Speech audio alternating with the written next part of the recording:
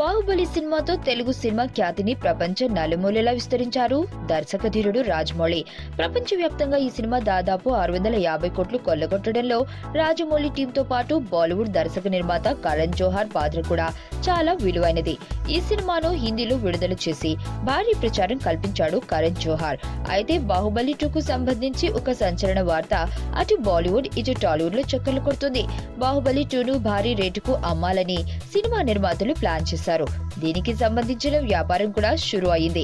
అయితే ఈ cinema Hindi version కు నిర్మాతలు దిమ్మ తిరిగే రేటు చెబుతూ ఉండటంతో కరణ్ జోహార్ ఆలోచనలో పడ్డాడట. మరోవైపు బాలీవుడ్ కు చెందిన ప్రముఖ నిర్మాతలు ఈ సినిమా హక్కుల కోసం ఆశగా ఎదురు చూస్తూ ఉండడం, ఎంత రేట్ అంటే అంతకు కొనేందుకు సిద్ధంగా ఉండటం ఇటు నిర్మాతలకు కలిసి వస్తుంది. ఏదేమైనా భారీ రేటు పెట్టి ఈ సినిమా కొని రిస్క్ తీసుకోవాల్సిన అవసరం లేదని కరణ్ జోహార్ ఆలోచిస్తున్నాడట. దీంతో అటు బడా నిర్మాతలా లేక కరణ్ జోహారా అని ఎటు తేల్చుకోలేని బాహుబలి నిర్మాతలు కరణ్ తో చర్చలు జరుపుతున్నారట.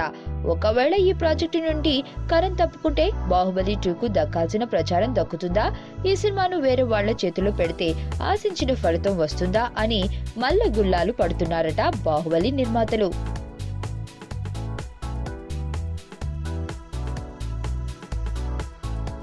మరణం దేహానికే గాని ఆత్మకు కాదని భగవద్గీత చెప్తుంది.